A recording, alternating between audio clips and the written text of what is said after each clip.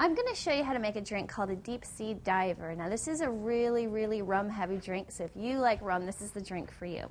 We're going to start off with our ice. Pour this into your glass, just about 3/4 of the way full.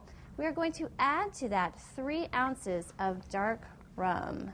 And I'm using what's known as a jigger, Jigger, to measure out my alcohol. It's a really handy tool. You can find this at a liquor store or a bar supply store. All right, that's 3. Next, we're going to add 1 ounce of light rum, just like so. 1 ounce of an orange liqueur. You can use triple sec if you like. You can use Grand Marnier. There we go.